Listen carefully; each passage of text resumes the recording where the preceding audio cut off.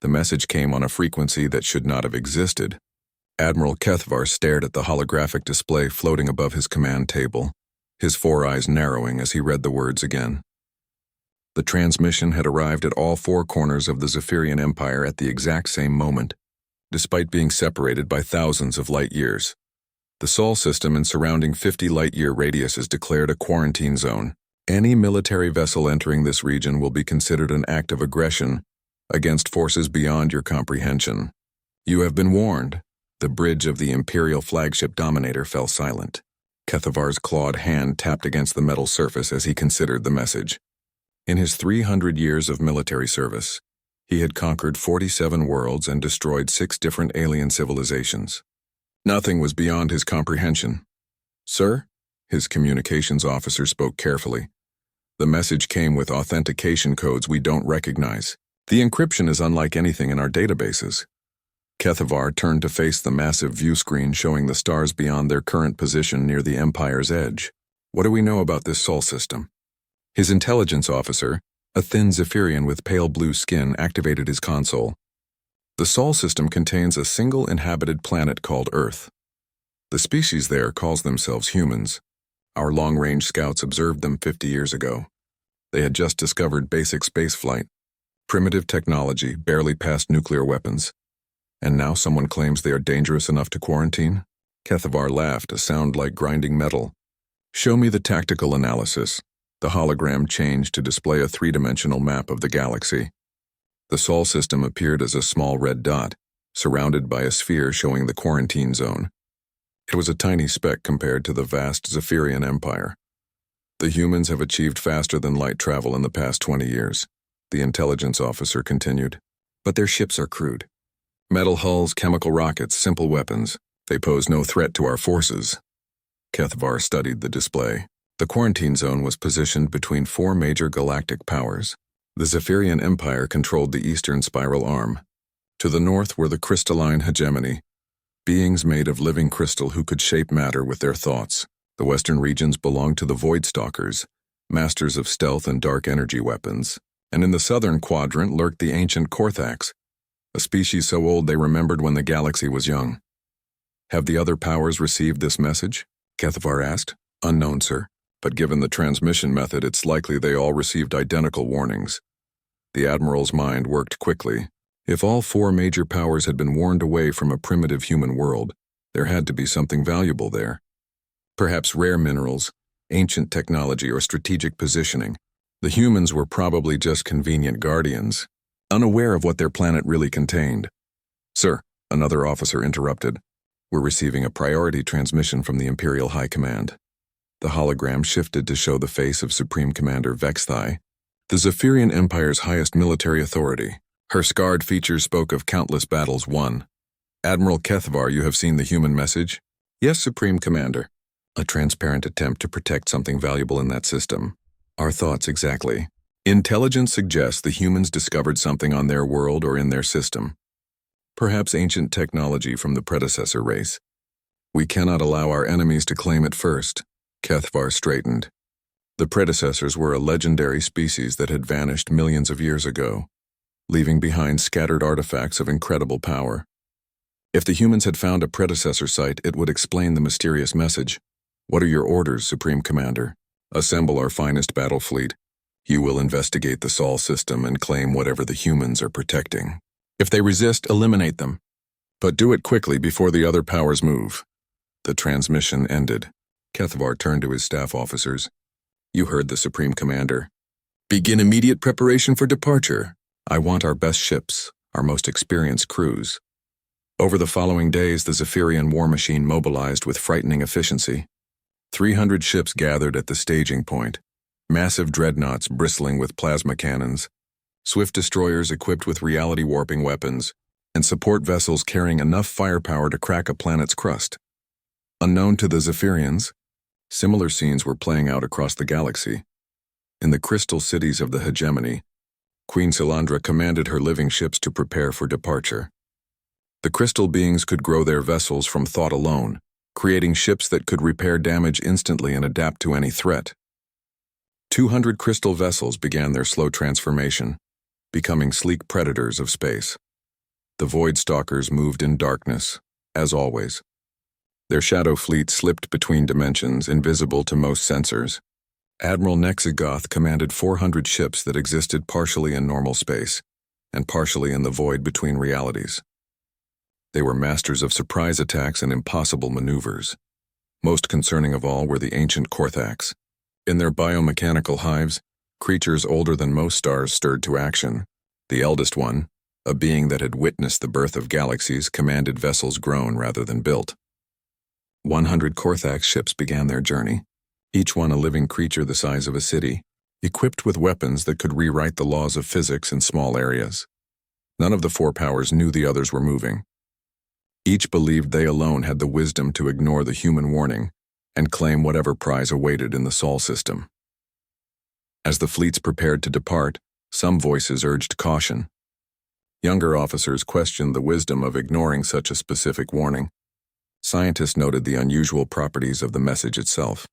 How had it arrived simultaneously across impossible distances? Why did the encryption resist all attempts at analysis? But these concerns were dismissed by military leaders eager for glory and politicians dreaming of power. The humans were primitives, barely capable of spaceflight. What could they possibly do against the combined might of galactic civilization? Admiral Kethvar stood on his bridge as the Zephyrian fleet entered hyperspace, beginning their journey toward the Sol system. His tactical display showed the projected course and arrival time. In 2 weeks, they would reach human space and discover what secrets Earth held.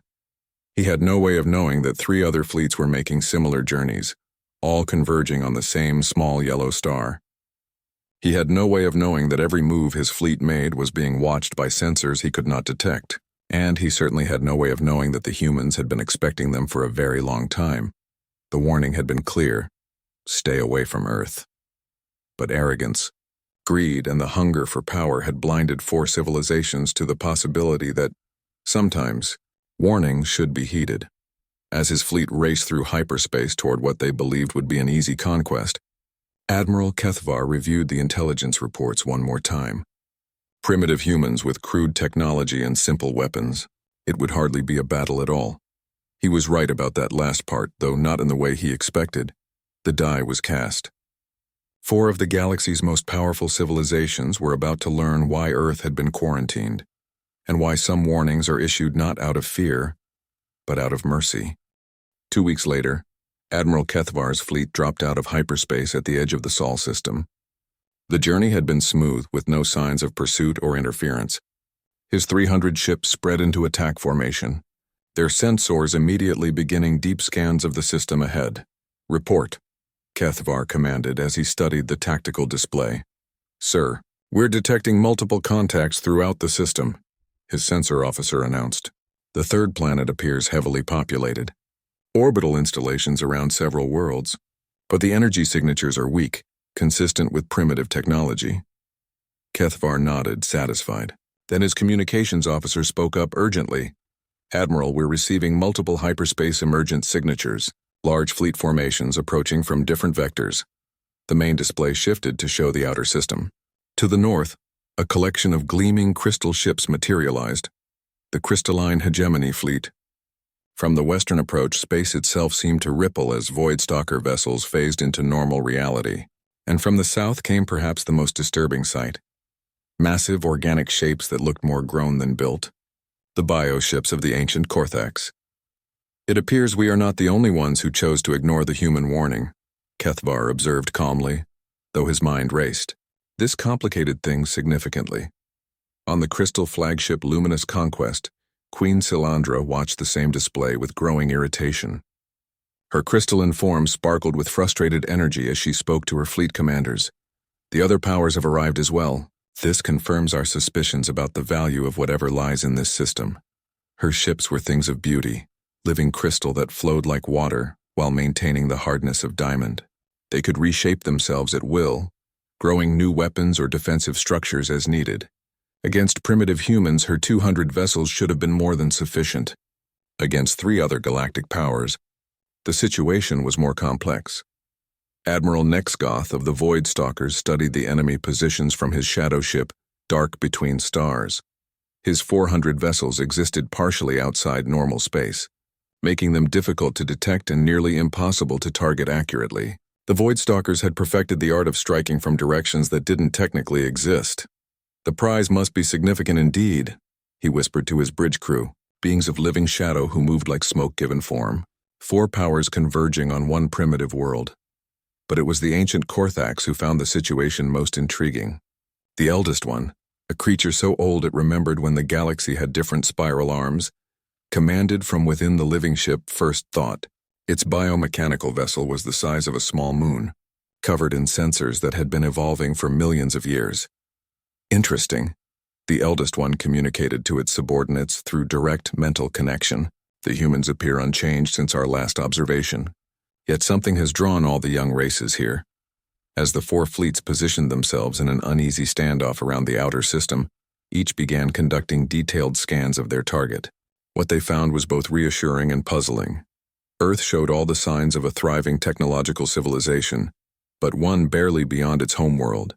Orbital stations were clearly visible, along with what appeared to be manufacturing facilities on the Moon and Mars. Ships moved between the planets, but they were small and seemed to use primitive propulsion systems. "Sir," the Zephyrian intelligence officer reported, "we're counting approximately 50 human vessels throughout the system. Most appear to be cargo or civilian craft. We've identified what might be their military ships, roughly 15 vessels of destroyer class or smaller." Kethvar almost laughed. 15 ships against 4 combined fleets totaling over 1,000 vessels. Even divided among 4 enemies, the humans would be quickly eliminated. But there were oddities in the sensor readings that troubled the more experienced officers. Gravitational anomalies appeared and disappeared throughout the system. Energy readings sometimes spiked to impossible levels before returning to normal. And there were gaps in their scans, areas where sensors simply couldn't penetrate, as if space itself was hiding something. "Perhaps the humans have found a way to hide their true capabilities," suggested the Crystalline Queen to her advisors.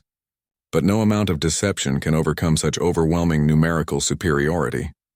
The Voidstalkers noticed the gaps in sensor coverage as well, but interpreted them differently. "The humans may have discovered limited stealth technology," Admiral Nexgoth concluded. "Crude attempts to copy our methods, irrelevant against our superior forces." Only the ancient Korthax seemed genuinely puzzled by what they were seeing. The eldest one's billion-year-old mind processed the data carefully. Something about the human system felt wrong, though it couldn't identify exactly what. As the hours passed, the 4 fleets began the delicate process of positioning themselves for attack, while avoiding conflict with each other. Each power wanted to claim the human prize for themselves, but none wanted to fight a 3-way war to get it. Temporary agreements were reached. The Zephyrians would approach from the eastern vector, the crystalline hegemony from the north, Voidstalkers from the west, and ancient Korthax from the south. They would converge on Earth simultaneously, divide whatever they found, and then settle territorial disputes later. It was during these negotiations that the human ships finally responded to their presence. "Unknown vessels, this is Earth Defense Command," came a transmission on standard galactic frequencies. The voice was calm, speaking accented but understandable galactic standard. "You are entering restricted space. Please state your intentions." Admiral Kethvar decided to respond personally. "Human vessels, this is Admiral Kethvar of the Zephyrian Imperial Fleet. We have come to investigate reports of dangerous technology in this system. Surrender immediately, and no harm will come to your people." The response took several minutes to arrive. "Admiral Kethvar, you and the other fleets were warned to stay away from this region. Since you have chosen to ignore that warning, you will be allowed to approach Earth's orbital space for a final negotiation. However, be advised that any aggressive action will be met with defensive measures." Queen Silandra's crystalline laughter rang across her bridge. "They offered to negotiate. 15 ships against 1,000? Admiral Nexgoth was equally amused. The humans display either incredible courage or incredible stupidity. Perhaps both. Only the eldest one remained silent, its ancient mind troubled by something it couldn't quite identify. As the 4 fleets began their final approach toward Earth, human ships started moving to meet them.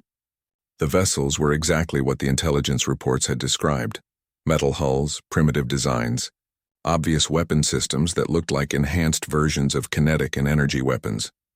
The lead human ship identified itself as the UES Indomitable, commanded by Fleet Admiral Chen. It was accompanied by what appeared to be the entire human space navy, 14 other vessels of various sizes, 15 ships, Kethvar mused as he watched them approach, against our combined 1,000. This will be over quickly. But as the human fleet drew closer, the alien commanders began to notice details that hadn't been visible at long range. The human ships moved with unusual precision, their formations perfect to a degree that suggested either incredible training or artificial assistance. Their energy signatures were somehow cleaner than expected, their hulls showing construction techniques that seemed both primitive and oddly sophisticated. Most disturbing of all, as the fleets converged on Earth's orbital space, long-range sensors began detecting movement throughout the asteroid belt.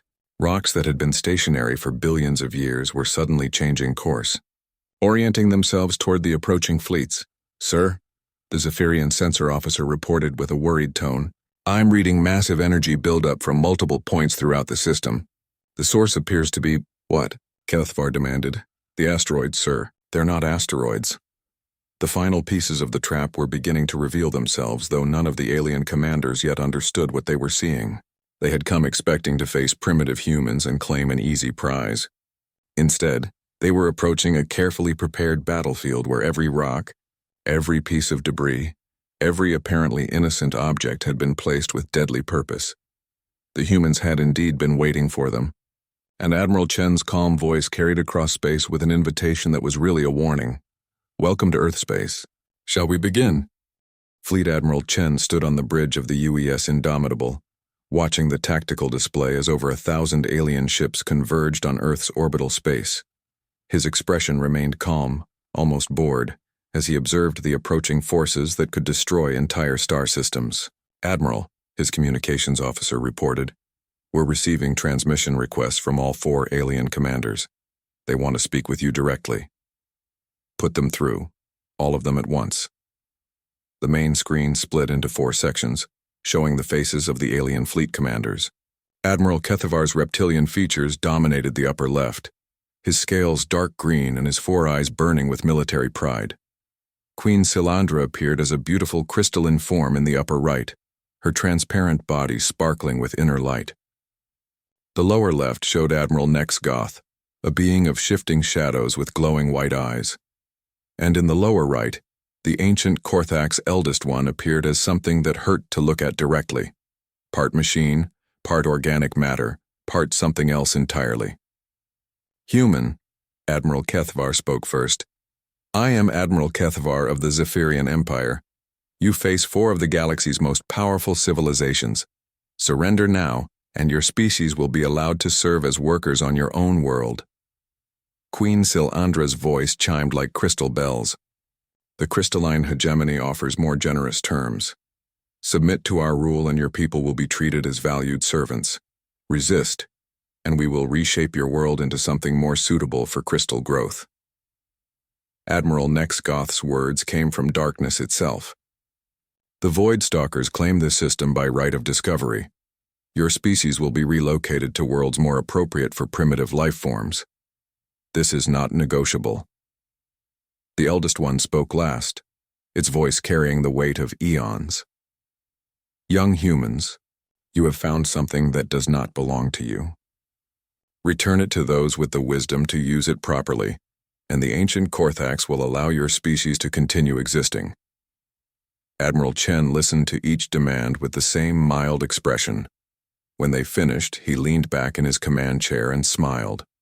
"Gentlemen, lady, and honored ancient one," he began politely, "I appreciate your offers, but I'm afraid they're not acceptable.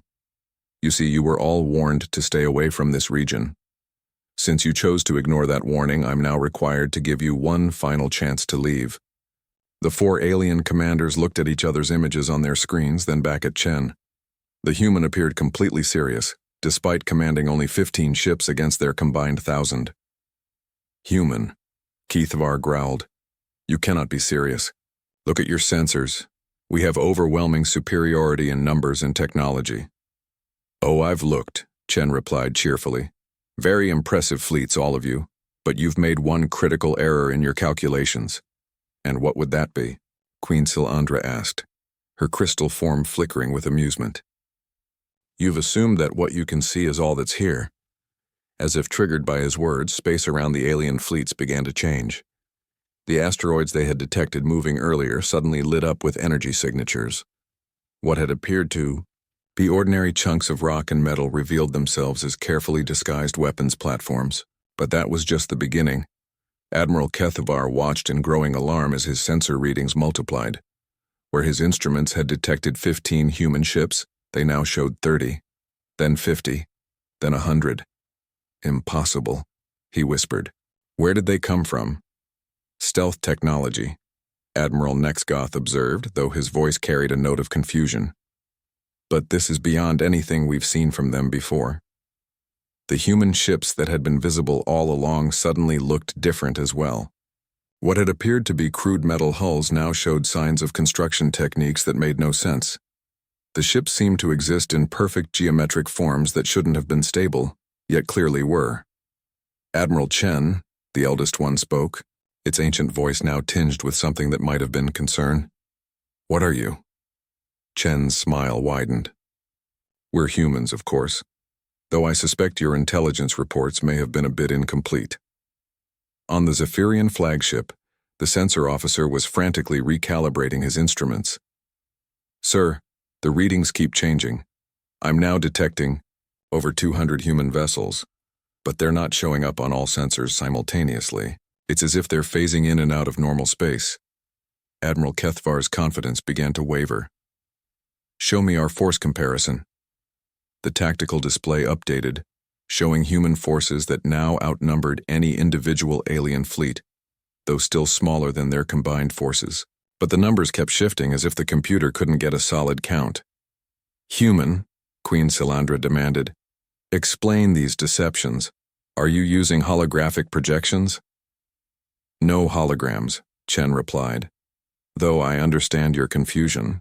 You see, your species have been studying space combat for thousands of years, and you've all reached similar conclusions about how battles should be fought. Big ships, powerful weapons, energy shields, faster-than-light movement, very logical approaches. He paused, seeming to consider his next words carefully. The problem is, you've all been thinking about the problem the same way. You treat space as an environment to fight in, rather than a weapon to fight with. As if to demonstrate his point, one of the disguised asteroid platforms fired a single projectile at a piece of space debris. The projectile was clearly visible, a simple kinetic round, the type the aliens had dismissed as primitive technology. The round hit the debris and passed through it without any visible effect. Then the debris simply ceased to exist. Not destroyed, not vaporized, it was as if it had never been there at all. Dimensional displacement, the eldest one breathed, its ancient mind finally recognizing what it was seeing. But that's theoretical. The mathematics alone require computational power beyond anything we've achieved. Oh, the math was tricky, Chen agreed. Took us a few decades to work out. But once you understand that space and time are really just different aspects of the same thing, it becomes much easier to manipulate them. Admiral Nexgoth's shadow form flickered with agitation. Impossible. Our scientists have studied dimensional physics for millennia. The energy requirements alone would require the output of an entire star. That would be true if you were trying to brute force the effect, Chen acknowledged. But we found a more elegant solution. Instead of forcing space to bend, we simply ask it politely. The alien commanders looked at each other's images, each trying to process what they were hearing. The humans were claiming to have solved theoretical physics problems that their greatest minds considered impossible. You're bluffing, Admiral Kethavar declared, though his voice lacked its earlier confidence. Primitive species don't develop technologies beyond their betters. Well, Chen said thoughtfully, I suppose there's one way to find out. Would you care to demonstrate your weapons against one of our ships? I'll even let you choose which one. The 4 alien fleets had stopped their approach, holding position while their commanders tried to understand what they were facing. Each was now having second thoughts about the easy conquest they had expected. Admiral Chen, Queen Silandra, spoke carefully. Perhaps we could discuss this situation further. There may be room for negotiation. I'm afraid the time for negotiation has passed, Chen replied, though his tone remained friendly. You see, you all had the opportunity to leave when you were first warned. Then you had another chance when you arrived in our system. I've just given you a third opportunity to withdraw peacefully. He leaned forward slightly, and for the first time his expression became serious. I'm not going to give you a fourth chance. The transmission ended, leaving the 4 alien commanders staring at blank screens. Around them, their fleets found themselves surrounded by an increasing number of human vessels that seemed to appear and disappear at will, while weapons platforms disguised as asteroids tracked their movements with impossible precision. The trap had been revealed, and they were caught in its center. The only question now was whether they would be wise enough to surrender, or foolish enough to fight a battle they were beginning to realize they could not win. Admiral Kethvar looked at his tactical display one more time, watching the numbers continue to shift as more human vessels revealed themselves. The primitives they had come to conquer had just proven they understood the universe in ways that galactic civilization had never imagined. For the first time in his 300 years of military service, Admiral Kethvar began to wonder if he had made a terrible mistake. Admiral Kethvar made his decision first. Faced with an impossible situation and unwilling to admit that humans might possess superior technology, he chose what every Zephyrian military officer was trained to choose. Attack. All ships, open fire, target the human vessels. Show these primitives the power of the Zephyrian Empire. 300 Zephyrian ships unleashed their fury simultaneously. Plasma beams that could melt continents lanced through space toward the human fleet. Reality-warping torpedoes that existed in 7 dimensions at once streaked toward their targets. The combined firepower could have sterilized a dozen worlds. The plasma beams struck the human ships and simply disappeared. Not absorbed, not deflected. They vanished as if they had never existed. The reality-warping torpedoes reached their targets and passed through the human hulls like they were ghosts, emerging on the other side without causing any damage. Impossible, Kethvar roared. Nothing can survive that barrage. On the human flagship, Admiral Chen watched the display with mild interest. Well, that was impressive. Your turn to see what we can do. The human response was swift and devastating. Ships that had appeared to be simple metal constructions suddenly revealed their true nature.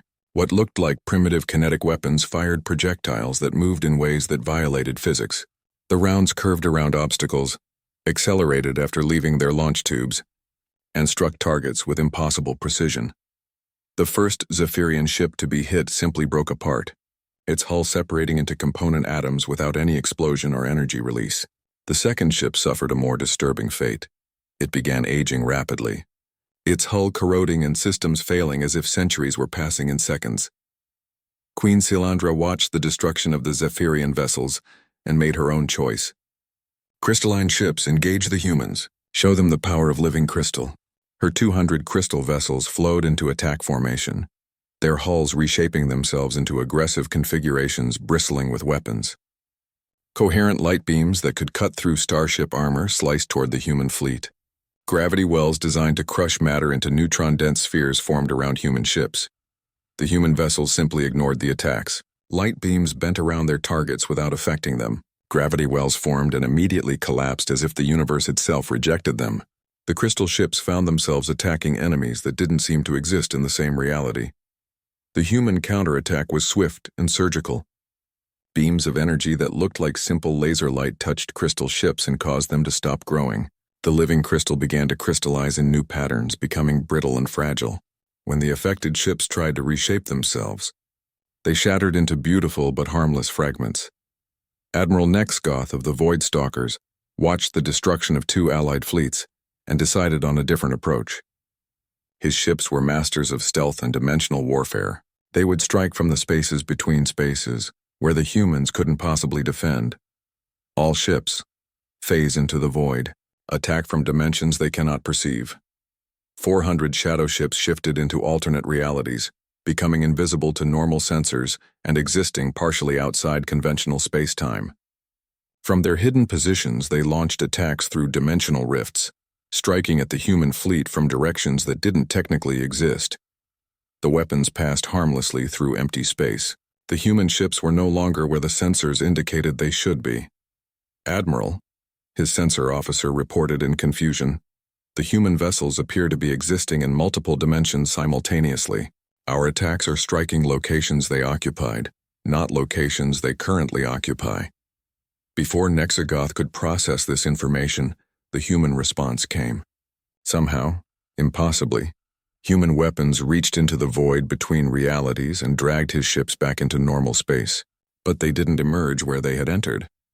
Instead, Voidstalker vessels found themselves scattered throughout the solar system, their dimensional anchors severed, their stealth capabilities stripped away. Worse, some ships emerged inside asteroids, others materialized partially overlapping with each other. The few that appeared in clear space discovered that their weapons no longer functioned. The void energy they depended on had been sealed away from them. The eldest one of the ancient Korthax had watched the destruction of 3 allied fleets with growing amazement. Its billion-year-old mind finally began to comprehend what it was witnessing. Fascinating, it communicated to its subordinates. These humans have not simply developed advanced technology. They have fundamentally redefined the relationship between consciousness and reality. The ancient Korthax ships were different from the others. They were living creatures that had evolved over millions of years, their biomechanical systems adapting to any threat. They had survived the rise and fall of countless civilizations by being more flexible than any artificial construction, but even they were not prepared for what the humans did. Next, instead of attacking the Korthax ships, the human vessels began broadcasting something on frequencies that touched the bioship's sensory organs directly. It wasn't a weapon or a communication. It was pure information, complex mathematical concepts that described reality in ways the ancient Korthax had never considered. The bioships began to evolve, but not in response to threat. They evolved in response to understanding. Their billion-year-old genetic patterns began rewriting themselves as they absorbed concepts that expanded their comprehension of existence itself. Within minutes, the ancient Korthax fleet had transformed into something entirely different. Their ships were still alive, still organic, but now they existed in harmony with the fundamental forces of the universe, rather than struggling against them. The eldest one found itself in direct mental contact with Admiral Chen, though neither had established any communication link. "What have you done to us?" it asked, though without fear or anger. "We've shown you what you could become," Chen replied directly into its consciousness. "Your species spent so long surviving that you forgot to grow. We've simply reminded you of your potential." As the battle raged around them, the scope of the human victory became clear. The Zephyrian fleet was reduced to scattered debris and ships aging themselves to death. The crystalline hegemony's vessels had crystallized into beautiful but immobile sculptures. The Voidstalkers found themselves trapped in normal space, their dimensional abilities severed. And the ancient Korthax had been transformed into something beyond their original nature. But the most disturbing aspect for the surviving alien commanders was how easy it had been for the humans. They weren't straining their technology or pushing their capabilities to the limit. They were casually demonstrating mastery over forces that galactic civilization considered theoretical impossibilities. How? Admiral Kethvar transmitted from his dying flagship, its hull dissolving as temporal weapons aged it beyond structural integrity. "How do you possess such power?" Admiral Chen's voice came back calm and patient, as if he were explaining something to a child. "Because we've been watching you for a very long time, learning from you, understanding your limitations, and then we moved beyond them. The surviving alien ships found themselves unable to move, held in place by forces they couldn't identify or resist. Their weapons were inoperative, their shields down, their engines dead. They floated helplessly in space while human vessels surrounded them like predators circling wounded prey. You see, Chen continued, you all made the same mistake. You assumed that because we appeared primitive, we actually were primitive. You never considered that our apparent backwardness might be deliberate. Around the disabled alien fleets, more human ships continued to decloak, not dozens or hundreds but thousands. Ships that had been hidden not just by stealth technology, but by existing in alternate dimensions, folded space and temporal loops. The humans hadn't brought a fleet to this battle. They had brought an entire civilization's worth of military power. Every species we've observed makes the same error, Shen explained as rescue shuttles began retrieving survivors from destroyed alien vessels. They develop advanced technology and assume that advancement equals understanding. They build bigger weapons, stronger shields, faster ships, but they never questioned the basic assumptions underlying their approach to existence. On his flagship, which was somehow still intact despite the temporal aging effects, Admiral Kethvar stared at readings that his mind refused to accept. The human fleet now numbered in the tens of thousands, and every ship was demonstrating capabilities that redefined what was possible. "What are you?" he whispered. Admiral Chen's face appeared on his screen one final time, no longer hiding behind the facade of human normalcy. When he spoke, his words carried the weight of absolute authority. "We are what you could have become if you had chosen wisdom over conquest, understanding over domination, and growth over stagnation. We are what your species might still become if you prove capable of learning from this experience." The battle was over. 4 of the galaxy's most powerful civilizations had been defeated not by superior firepower, but by superior understanding of reality itself. The humans had demonstrated that they operated on a completely different level of existence, one where the normal rules of space warfare simply didn't apply. As the surviving alien crews found, Admiral Chen stood in the central chamber of the human space station Harmony, a massive structure that had simply appeared in Earth orbit after the battle ended. Representatives from the 4 defeated alien civilizations sat around a circular table, their faces showing various degrees of shock, fear, and confusion. Admiral Kethvar's scales had lost their vibrant green color, now appearing dull and gray. Queen Silandra's crystal form flickered uncertainly, no longer radiating confidence. Admiral Nexgoth existed as barely more than a shadow, his form unstable after being forcibly removed from the void. Only the eldest one of the ancient Korthax seemed calm, though its transformed state made it difficult to read its emotions. "I imagine you have questions," Chen said, taking his seat at the table. Around him, the chamber's walls displayed a view of space that seemed to extend infinitely in all directions. "What are you really?" Queen Silandra asked, her voice now subdued. "Your species was primitive when we first observed you, barely capable of spaceflight." Chen smiled gently. "That's an interesting assumption. Tell me, when exactly did you first observe humanity?" 50 years ago, Admiral Kethvar answered. "Our scouts detected your first crewed space vessels. You had just achieved basic orbital flight. And before that?" The alien commanders looked at each other uncertainly. None of their civilizations had records of humanity before that point, despite their extensive galactic surveys. "We have been watching your civilizations for much longer than you have been watching us," Chen explained. "In fact, we've been observing galactic development for over 2,000 years. What you saw 50 years ago was, shall we say, a carefully constructed introduction." The eldest one leaned forward, its transformed state allowing it to perceive concepts it had never considered before. "You've been hiding your true nature. But why?" "Because we needed to understand you before revealing ourselves," Chen replied. "Each of your civilizations represents a different approach to technological development and social organization. The Zephyrians pursue military dominance. The crystalline hegemony seeks perfection through control. The Voidstalkers embrace stealth and manipulation. The ancient Korthax value survival above all else," he gestured, and the chamber walls changed to show images of each civilization's history. All valid approaches, but all limited by fundamental assumptions about the nature of existence. You see the universe as something to be conquered, controlled, hidden from, or endured. You never considered that it might be something to cooperate with. Admiral Nexgoth's shadow form flickered with confusion. "Cooperate with the universe? That makes no sense, doesn't it?" Chen asked. "You've all developed impressive technologies, but they all work by forcing reality to behave differently than it wants to. Faster than light travel by breaking space-time, energy weapons by violently converting matter, shields by deflecting forces." The display showed examples of each civilization's technology in action. Humanity took a different approach. Instead of forcing the universe to comply with our desires, we learned to ask it for cooperation. Space-time isn't something to be broken. It's something to be convinced. Energy isn't something to be violently released. It's something to be gently guided. Matter isn't something to be dominated. It's something to be partnered with. Queen Silandra's crystal form sparkled with something that might have been understanding. "That's impossible. The universe doesn't have consciousness. It can't cooperate." "Are you certain about that?" Chen asked. "Your own crystal matrices demonstrate that matter can hold complex patterns and respond to intention.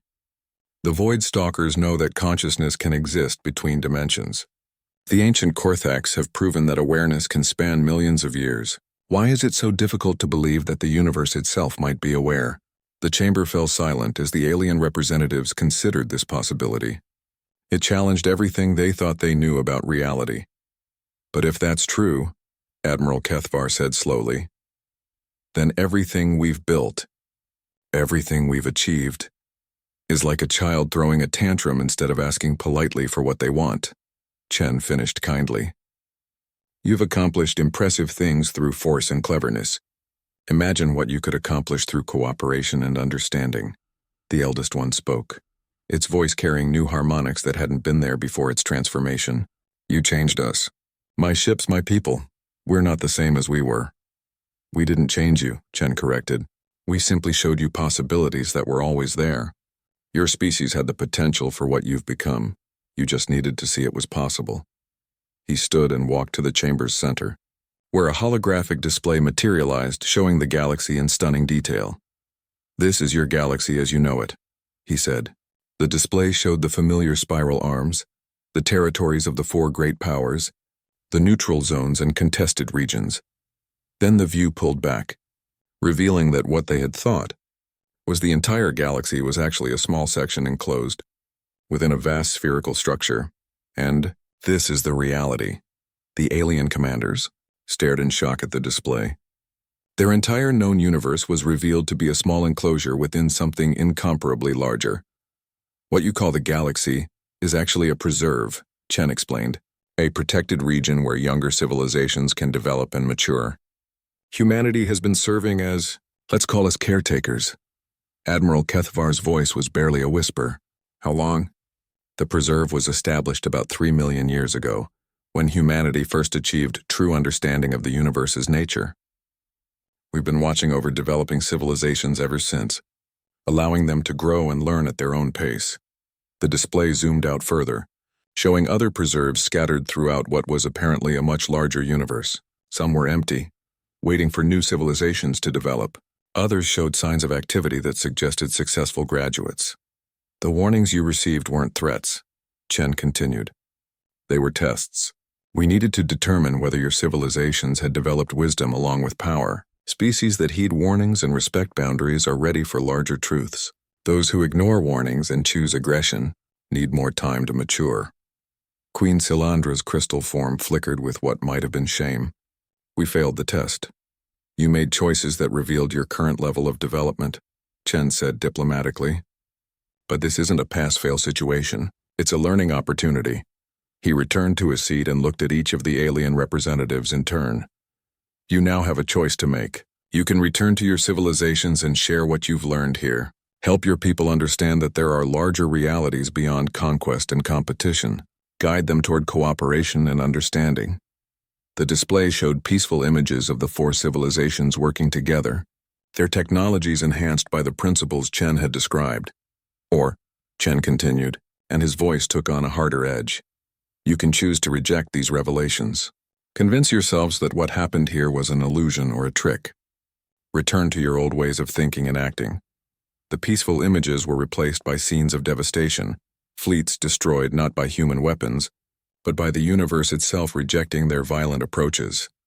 The choice is yours, Chen said simply, but understand that humanity will be watching, and next time we may not be so gentle in our corrections. The eldest one was the first to speak.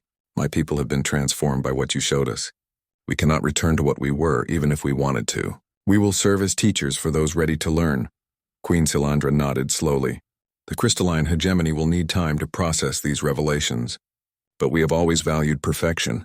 Perhaps we've been seeking it in the wrong direction. Admiral Nexgoth's shadow form stabilized for the first time since the battle. The Void Stalkers understand the value of hidden knowledge. This wisdom you've shared, it must be protected and carefully revealed. All eyes turned to Admiral Kethvar. The Zephyrian officer sat in silence for long minutes, his military mind struggling to process concepts that challenged everything he had believed about power and victory. My empire will not easily accept these truths, he finally said. But perhaps it's time for the Zephyrian Empire to learn what real strength looks like. Chen smiled with genuine warmth. Excellent. Then let's discuss how to begin your people's education. As the alien representatives began planning their return journeys, each carrying knowledge that would fundamentally transform their civilizations, Chen reflected on humanity's long responsibility as guardians of the galaxy. Some species learned quickly, embracing cooperation and wisdom. Others required more dramatic lessons, but eventually they all learned. And when they did, the universe became a little bit larger, a little bit more wonderful, and a little bit more ready for the greater challenges that lay beyond even humanity's current understanding. The preserve had served its purpose once again. 4 more civilizations were ready to take their